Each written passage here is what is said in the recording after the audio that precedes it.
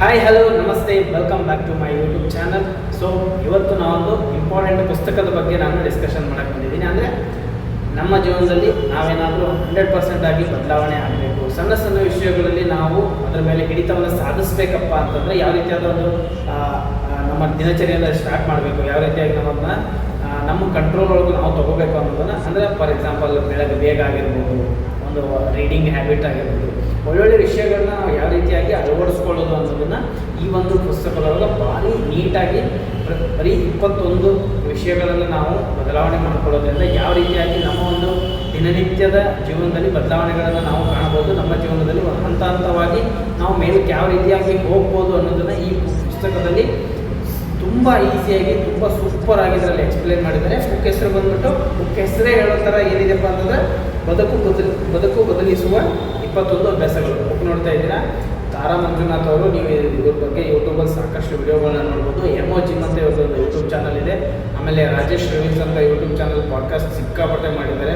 ನಿಮ್ಗೆ ಯಾವ್ದು ಡೌಟ್ಸ್ ಇದೆ ಜೀವನದಲ್ಲಿ, ಏನೇನು ಕನ್ಫ್ಯೂಷನಲ್ಲಿದ್ದೀರಾ, ನಮ್ಮ ಬಿಹೇವಿಯರ್ ಹೇಗಿರಬೇಕು, ನಾವೇನು ತಪ್ಪು ಮಾಡ್ತಾ ಇದ್ದೀವಿ, ನಮ್ಮ ಯೋಚನೆ ಏನು, ನಮ್ಮ ಸರ್ಕಲ್ ಯಾವ ರೀತಿಯಾಗಿರಬೇಕು, ಎಲ್ಲದ್ರ ಬಗ್ಗೆನೂ ತುಂಬ ಡೀಟೇಲ್ ಆಗಿ ನಿಮ್ಗೆ ಅರ್ಥ ಆಗೋ ರೀತಿಯಲ್ಲಿ ಮಾತಾಡಿದ್ದಾರೆ. ದಯವಿಟ್ಟು ಎಲ್ಲರೂ ನೋಡಿ, ತುಂಬ ಚೆನ್ನಾಗಿರುತ್ತೆ ಪಾಡ್ಕಾಸ್ಟ್ನ. ಸೊ ಯಾವ ರೀತಿಯಾದ ಪ್ರಮೋಷನ್ ಯಾವುದೇ ಇಲ್ಲ, ಆದರೆ ನನಗೆ ಒಳ್ಳೇದು ಅನ್ಸುತ್ತೇನೆ ನಾನು ಶೇರ್ ಮಾಡ್ತಾ ಇದ್ದೀನಿ. ತುಂಬ ಚೆನ್ನಾಗಿದೆ. ಈ ಬುಕ್ ಕೂಡ ಅಷ್ಟೇ ತುಂಬ ಸೂಪರ್ ಆಗಿದೆ. ಒಂದು ಸತಿ ಇದನ್ನು ಈ ಬುಕ್ಕಲ್ಲಿರೋ ಪ್ರತಿಯೊಂದು ಚಾಪ್ಟರ್ಸ್ನ ನಾನು ಕೂಡ ಎಕ್ಸ್ಪ್ಲೇನ್ ಮಾಡ್ತಾ ಹೋಗ್ತೀನಿ. ಒಂದೇ ವಿಡಿಯೋದಲ್ಲಿ ಮಾಡೋಕ್ಕಾಗಲ್ಲ. ನಾನಿವತ್ತು ಈ ವಿಡಿಯೋದಲ್ಲಿ ಏನು ಹೇಳಕ್ಕೆ ಹೊರಟಿದ್ದೀನಿ ಅಂದರೆ, ಇದರಲ್ಲಿ ಏನೇನೆಲ್ಲ ವಿಷಯ ಬರುತ್ತೆ ಅಂತ. ಫಾರ್ ಎಕ್ಸಾಂಪಲ್ ನಿಮಗೆ ಯಾವ್ಯಾವ ರೀತಿಯಾದ ಚಾಪ್ಟರ್ಸ್ ಇರ್ತವೆ ಅನ್ನೋದನ್ನ ನಾವು ನೋಡೋಣ ಈ ಬುಕ್ಕಲ್ಲಿ, ಓಕೆನಾ? ಸೊ ಫಸ್ಟು ಈ ಒಂದು ಪುಸ್ತಕದಲ್ಲಿ ಸ್ಟಾರ್ಟ್ ಆಗೋದೇ ಏನಪ್ಪ ಅಂದರೆ ಹೊಸ ಆರಂಭದ ಶಕ್ತಿ. ಅಂದರೆ ನಾವೇನಾದರೂ ಹೊಸದಾಗಿ ಸ್ಟಾರ್ಟ್ ಮಾಡಿದ್ರೆ ಅದು ಯಾವ ರೀತಿಯಾಗಿ ಇರುತ್ತೆ, ಅದರ ಪವರ್ ಏನು ಅನ್ನೋದನ್ನು ಫಸ್ಟ್ ಚಾಪ್ಟರಲ್ಲಿ ನೀಟಾಗಿ ಎಕ್ಸ್ಪ್ಲೇನ್ ಮಾಡಿದ್ದಾರೆ. ಆಮೇಲೆ ಇನ್ನೊಂದೇನು ಸ್ಪೆಷಲ್ ಏನಪ್ಪ ಅಂತಂದರೆ, ಈ ಒಂದು ಪುಸ್ತಕದಲ್ಲಿ ನಾವು ಅವ್ರು ಹೇಳಿರೋ ವಿಷಯನ ಮತ್ತು ನಾವು ಯಾವ ರೀತಿಯಾಗಿ ಫಾಲೋ ಮಾಡಬೇಕು ಅನ್ನೋದನ್ನು ಕೂಡ ನಿಮಗೆ ಸ್ಟೆಪ್ ವೈಸ್ ಕಲಿಸಿದ್ದಾರೆ. ಸೊ ಅದರಿಂದ ಏನಾಗುತ್ತಪ್ಪ ಅಂತಂದರೆ ಬುಕ್ ಓದಿ ಅದನ್ನು ಇಂಪ್ಲಿಮೆಂಟ್ ಮಾಡೋಕ್ಕೆ ನಮಗೆ ಈಸಿ ಆಗುತ್ತೆ. ಅಂದರೆ ಯಾವ ರೀತಿಯಾಗಿ ಮಾಡಬೇಕು ಅನ್ನೋದು ನಮ್ಗೆ ಈಸಿಯಾಗಿ ಗೊತ್ತಾದ ತಕ್ಷಣ ನಾವು ಅದನ್ನು ಇಂಪ್ಲಿಮೆಂಟ್ ಮಾಡೋದು ಭಾರಿ ಈಸಿ ಆಗುತ್ತೆ. ಯಾವ ವಿಷಯವನ್ನು ನಾವು ಇಂಪ್ಲಿಮೆಂಟ್ ಮಾಡೋದು ಯಾವುದನ್ನು ಕೂಡ ಈಸಿಯಾಗಿ ನಮಗೆ ಇಲ್ಲಿ ಕೊಟ್ಟಿದ್ದಾರೆ. ಸೊ ಅದರಿಂದ ನಮ್ಗೆ ಈಸಿ ಆಗುತ್ತೆ. ಒಂದೇ ವಿಷಯ.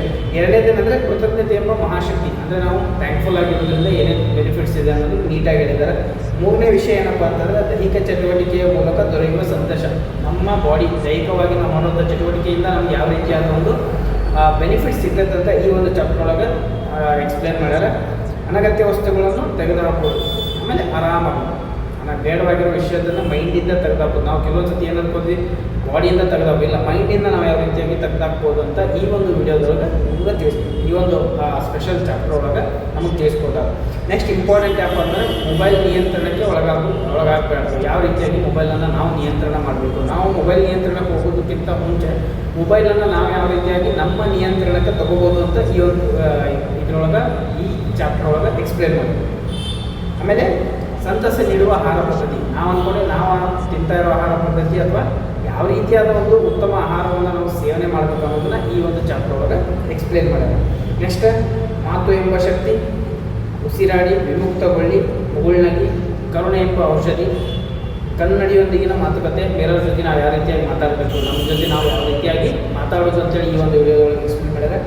ಡಿಜಿಟಲ್ ಡಿಟಾಕ್ಸ್ ಅಂದರೆ ನಮ್ಮ ಮೊಬೈಲ್ ಆಗಿರ್ಬೋದು, ನಮ್ಮ ಲ್ಯಾಪ್ಟಾಪ್ ಆಗಿರ್ಬೋದು, ಅದರಲ್ಲಿ ಬೇಡವಾಗಿರೋದು ಏನಿರ್ತದೆ ಅದನ್ನು ಡಿಟಾಕ್ಸ್ ಮಾಡೋದು ಯಾವ ರೀತಿಯಾಗಿ ಅಂತ ಈ ಒಂದು ವಿಡಿಯೋ ಚಾಪ್ಟರ್ ಒಳಗೆ ಹೇಳಿದ್ದಾರೆ. ಮೌನದ ಹಿಂದಿನ ಶಕ್ತಿ. ಯಾಕಂದರೆ ನಾವು ಅನಾವಶ್ಯಕವಾಗಿ ಭಾಳ ಮಾತಾಡ್ತಿರ್ತೀವಿ, ಅದಕ್ಕೂ ನಮಗೆ ಸಂಬಂಧ ಇರೋಂಗಿಲ್ಲ. ಬಟ್ ಅದರಿಂದ ನಾವು ಯಾವ ರೀತಿಯಾಗಿ ಆಚೆ ಬರಬೇಕು, ಅದನ್ನು ಮೌನವಾಗಿ ಹೆಂಗಿರೋದು ಅಂತ ಈ ಒಂದು ವಿಡಿಯೋ ಚಾಪ್ಟರ್ ಒಳಗೆ ತಿಳಿಸ್ಕೊಟ್ಟಾರೆ. ನೆಕ್ಸ್ಟ್ ಸಂತೋಷಕ್ಕಾಗಿ ಬರೆಯುವ ಹವ್ಯಾಸ. ನೋಡಿ, ಪ್ರತಿಯೊಂದು ಹೇಳ್ತಾರೆ, ಮೊದಲೆಲ್ಲ ಬರೋದು ಪ್ರಾಕ್ಟೀಸ್ ಮಾಡ್ತಿದ್ವಿ, ಬಟ್ ಈಗ ನಮಗೆ ಬರೆಯೋದಿಲ್ಲ. ಯಾಕಂದರೆ ಎಲ್ಲರಿಗೂ ಮೊಬೈಲ್ ಬರ್ತೈತಿ, ಟೈಪ್ ಮಾಡ್ತೀವಿ, ಚಾಟ್ GPT ಕೇಳ್ತೀವಿ, ಗೂಗಲ್ ಕೇಳ್ತೀವಿ, ನಮ್ಮ ಆನ್ಸರ್ ಸಿಕ್ಬಿಡ್ತಾವೆ, ನಾವು ಬರೆಯೋಂಗಿಲ್ಲ. ಸೊ ನಮ್ಮ ದಿನಚರಿ, ನಮ್ಮ ಒಂದು ಏನು ಪ್ಲ್ಯಾನ್ ಇರ್ತಾವೆ ಅದನ್ನು ಬರೆಯೋದ್ರಿಂದ ನಮಗೆ ಭಾಳ ಹೆಲ್ಪ್ ಆಗ್ತದೆ. ಸೊ ಅದನ್ನು ಎಕ್ಸ್ಪ್ಲೇನ್ ಮಾಡಿದ್ದಾರೆ. ನೆಕ್ಸ್ಟ್ ಕನಸಿನ ಜೀವನವನ್ನು ರೂಪಿಸ್ಕೊಳ್ಳೋದು. ನಮ್ಮ ಜೀವನವನ್ನು ನಾವು ಯಾವ ರೀತಿಯಾಗಿ ನಮ್ಮ ಡ್ರೀಮ್ ಲೈಫ್ನ ನಾವು ಯಾವ ರೀತಿಯಾಗಿ ರೂಢಿಸ್ಕೋಬೋದು.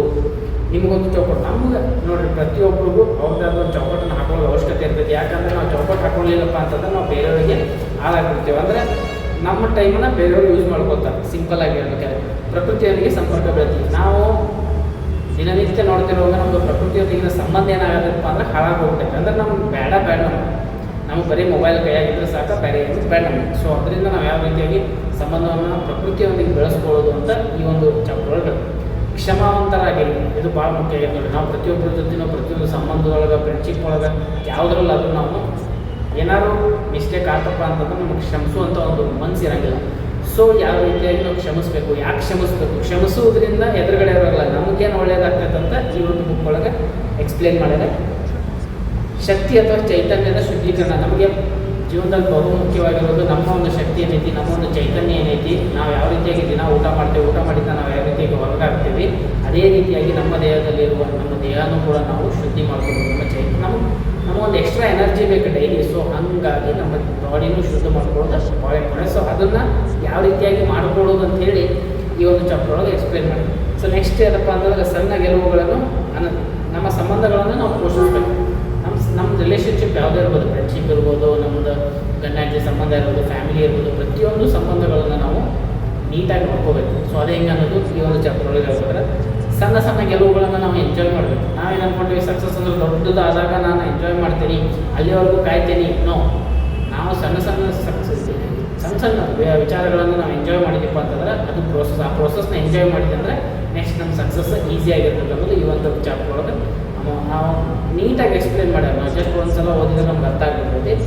ನೆಕ್ಸ್ಟ್ ಲಾಸ್ಟ್ ಚಾಪ್ಟರ್ ಏನಪ್ಪ ಅಂದ್ರೆ ಆರೈಕೆ ಜೊತೆ ಉಡುಗೊರೆ ಇರಲಿ. ಈಗ ನಾವು ಯಾರಿಗೋ ಒಂದು ಒಳ್ಳೇದು ಬಯಸ್ತಾ ಇದ್ದೀವಿ, ಏನೋ ಮಾಡ್ತಾ ನಮ್ಗೆ ಇಷ್ಟ ಆದವ್ರಿಗೆ ನಾವೇನೋ ಒಳ್ಳೇದು ಬಯಸ್ತಾ ಇದ್ದೀವಿ ಅಂದರೆ ಅದ್ರ ಜೊತೆ ಒಂದು ಸಣ್ಣ ಪುಟ್ಟ ಉಡುಗೊರೆ ಕೊಡೋದ್ರ ಮೂಲಕ ಕೂಡ ನಾವು ಅವ್ರನ್ನ ಖುಷಿ ಪಡಿಸ್ಬೇಕು ಅಂತೇಳಿ ಈ ಒಂದು ಚಾಪ್ಟರ್. ಈ 21 ಚಾಪ್ಟರಲ್ಲಿ ನೀಟಾಗಿ ಓದಿ ನಾವು ಇಂಪ್ಲಿಮೆಂಟ್ ಮಾಡಿದ್ದೆ ಆದರೆ 100% ಚೇಂಜಸನ್ನು ನಾವು ಕಾಣ್ತೇವೆ. ಹಂಗಾಗಿ ಈ ಬುಕ್ ನಂಗೆ ಭಾಳ ಇಷ್ಟ ಆಗೈತೆ. ಹೇಳ್ಬೇಕಂದ್ರೆ ಸಾಕಷ್ಟು ಬುಕ್ ತೊಗೊಂಡೆ, ನಾನು ಅರ್ಧ ಓದೇನಿ, ನಾನು ಕಂಪ್ಲೀಟಾಗಿ ಓದಿದ್ರೆ ಯಾಕಂದ್ರೆ ಒಂದೊಂದು ಚಾಪ್ಟರ್ ಓದಿದ ತಕ್ಷಣ ನೆಕ್ಸ್ಟ್ ಓದಲೇಬೇಕು, ಅದನ್ನು ನೋಡಬೇಕು ಅಂತ ಒಂದು ಅದರಲ್ಲಿ ಏನಿದೆ ಅಂತ ತಿಳ್ಕೊಬೇಕನ್ನೋ ಆಸಕ್ತಿ ಹುಟ್ಟಿಸಿದ ಬುಕ್ ಇದೆ. ಸೊ ಹಂಗಾಗಿ ಈ ಬುಕ್ಕನ್ನು ನನ್ನ ಯೂಟ್ಯೂಬ್ ಚಾನಲ್ ಒಳಗೆ ನಾನು ಇದ್ರ ಬಗ್ಗೆ ಪ್ರತಿಯೊಂದು ಚಾಪ್ಟರ್ನು ನಾನು ಎಕ್ಸ್ಪ್ಲೇನ್ ಮಾಡ್ಬೇಕಂತ ನಂಗೆ ಅನ್ಸುತ್ತೆ. ಸೊ ಹಂಗಾಗಿ ಮಾಡತ್ತೀನಿ. ಪ್ರತಿಯೊಬ್ಬರು ನೆಕ್ಸ್ಟ್ ಒಂದೊಂದೇ ಚಾಪ್ಟರ್ ನಾನು ಎಕ್ಸ್ಪ್ಲೇನ್ ಮಾಡ್ಕೊತ ಹೋಗ್ತೀನಿ. ಪ್ರತಿಯೊಬ್ಬರು ನಮ್ಮ ಚಾನಲ್ನ ಸಬ್ಸ್ಕ್ರೈಬ್ ಮಾಡ್ಕೊಂಡು ಹಾಗೆ ಪಕ್ಕದಲ್ಲಿರೋ ಬೆಲ್ ಐಕನನ್ನು ಪ್ರೆಸ್ ಮಾಡಿ. ಬಾಯ್.